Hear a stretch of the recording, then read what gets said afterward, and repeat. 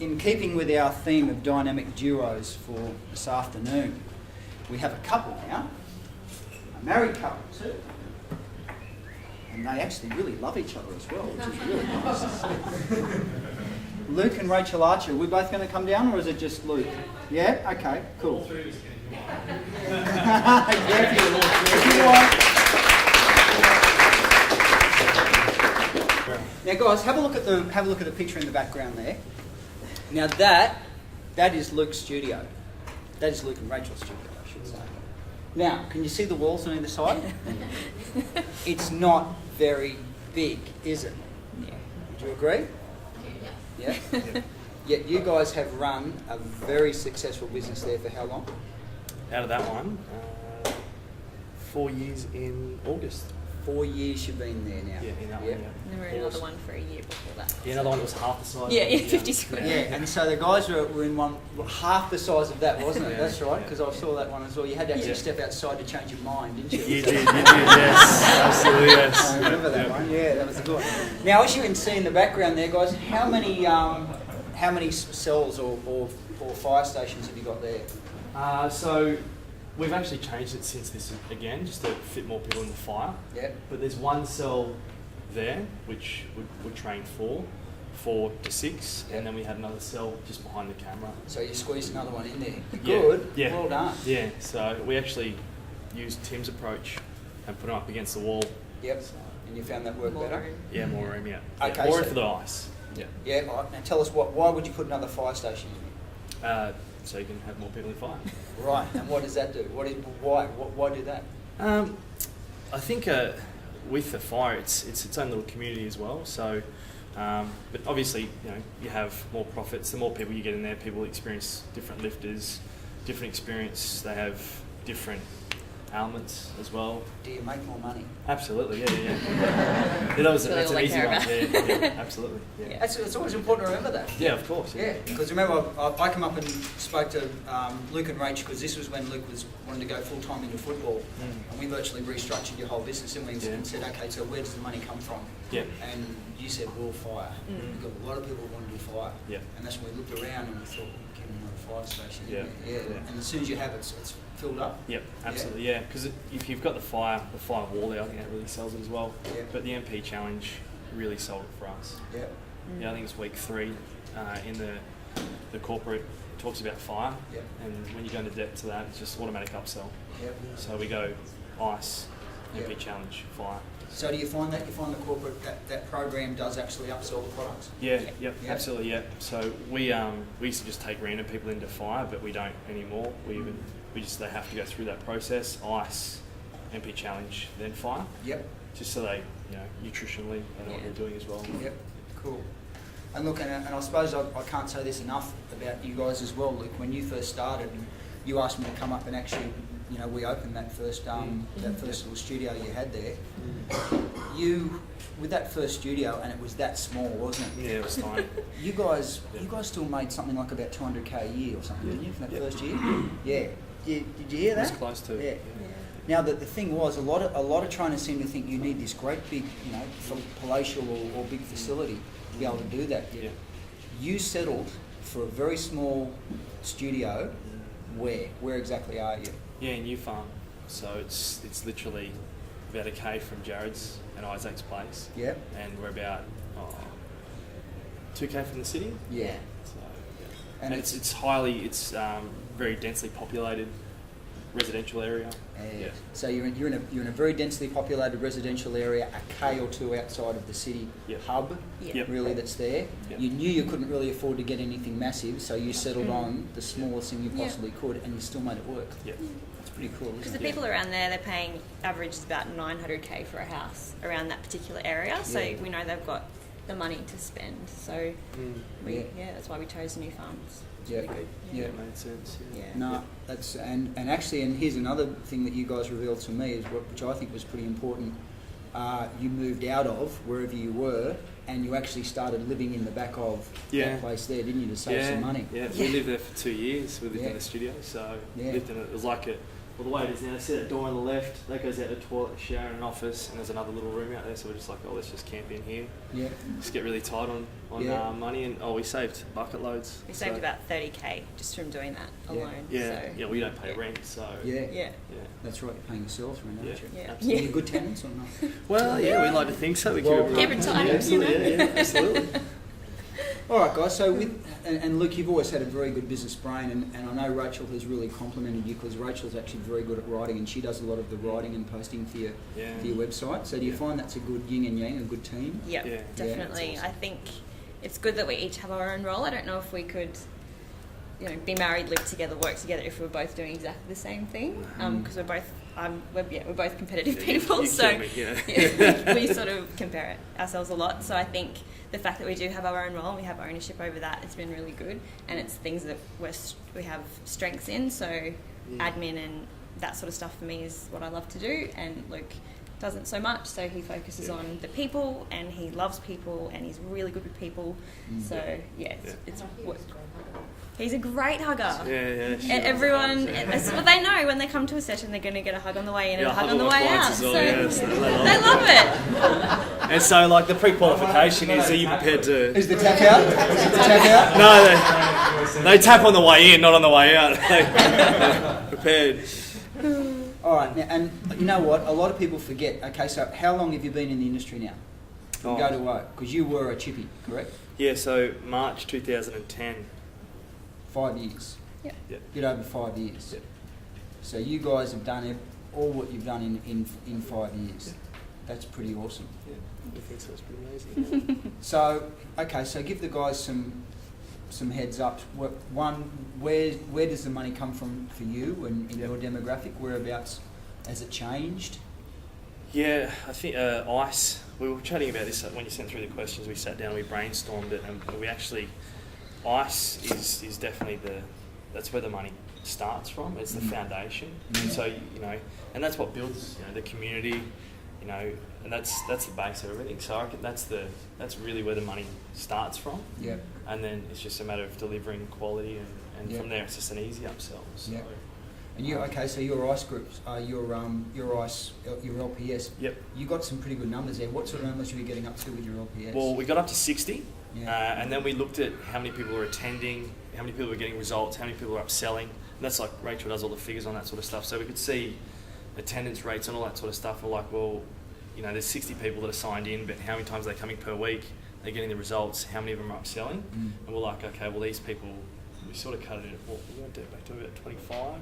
And then we built up again. Yeah, so we just sort of got rid of about 35 people because we were like, oh, you're obviously not getting value from this. Yeah. Best to go elsewhere. And we were like, yep, the 25 people we had there. Yeah. We grew from there. So we're up to 35 to 40 now. But we know that those people that are there, they're quality, they're signed up for life. Yeah. You couldn't kick them out if you tried. Yeah. That's absolutely. And they'll all upsell as well. So. Well, one of the things that you revealed to me that I really was impressed with is the fact that you guys make a habit of calling clients quite regularly to see what you like, what you don't like, all that sort of stuff. So you found that's been pretty good with your attention and getting the quality of client? Yeah, because you're always asking for feedback, and if they're like, well, I don't like this, you listen to them. Whether you act on it, like we were saying, is another thing. But you can't do everything for everyone. No, but if you get a trend, if there's a trend across the board, you look at those sorts of things as a business strategy and go, right, well, if 90% of my clients are saying they want this is obviously a need that they want, and is there wheels in it? Or cool, if so, we'll take it. Yeah. But on that as well, like if we find if a client doesn't come in for 2 weeks, I'm going, where are you? What's happening? Someone else is ready to fill your spot. 2 weeks and you're calling them. Yeah, absolutely. Wow. Yeah. God, no wonder they love you. You're like family time. Yeah, that's exactly what we want. Yeah. That's what we want to create too. And so Luke does feedback calls every 12 weeks or so, is in the calendar. And then every year when people come to the end of, because they sign up for a year of ICE, so he'll sit down with them for half an hour to an hour, take them for coffee. You're signing them for a year of ICE? Yeah, absolutely. Yeah. That's pretty cool. And it's just set and forget. Right, having said that too, you've been in the business from scratch for 5 years. You built 2 of these studios. I remember one of the things that you did, rather than just trying to go out and start doing corporate and trying to do groups, how many people do you think you've taken through the program one-to-one? Yeah, it'd be over Over 100, yeah. Over 100. Yeah. And I bet you've taken a lot of those people through more than one program, correct? Yeah, absolutely. Yeah. Average of two, three. Now, seriously, I'm not saying everyone has to do that, but that's why Luke is where he is, and that's why they do what they do.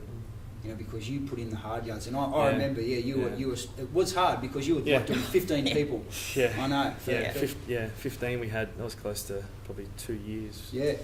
15. But do you think that's how you learn your craft, isn't Yeah, it? and that's the thing. Like when you present the corporate stuff, you know what they're going to say before they even say it. So you present it, they're like, oh, "This guy's in my mind." Yeah. It's like he's just saying what I'm thinking. Yeah. And they're like, "Oh, you really know it." So it's. And that's what I always intended it to be, so that was your sort of like your apprenticeship. So you learn how to deliver this one-to-one, so that when you get up in front of people, just like you said, and these people get blown away because they realise they're standing in an expert, and that just controls the room, doesn't it? It removes that shadow of doubt from people. Yeah, absolutely. And you have so much better buy-in as well. Like the clients are like, oh, geez, he knows his stuff. And like I think for the different levels, like we've had people that have been through 5, 6, 7 challenges, and they're like, then the depth of knowledge is always there. Yeah.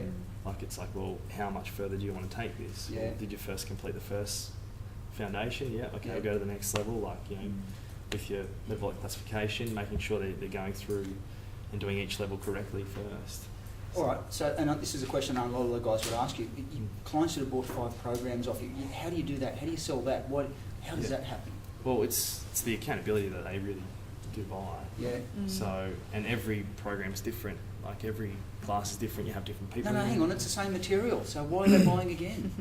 Oh, yeah, no, it's not. It's definitely not. Okay, why not? Tell me.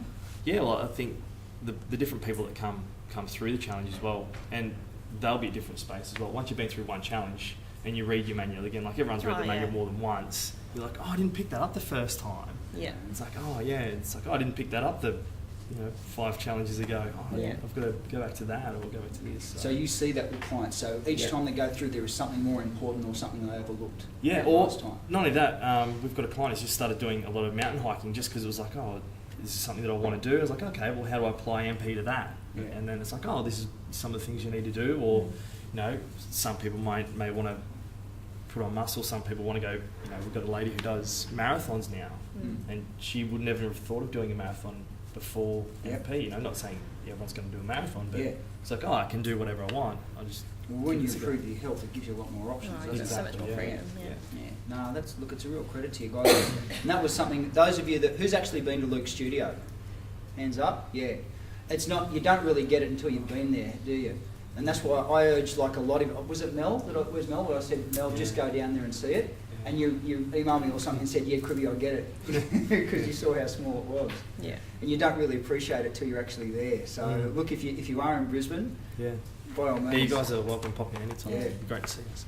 Drop in and just have a look and so you can appreciate how little space you do really need. Yeah. You don't need much. Well, guys, look, I know I've probably done a lot of the talking, but is there anything that you guys think that you could give to these guys to help them through their first hard year of level 4?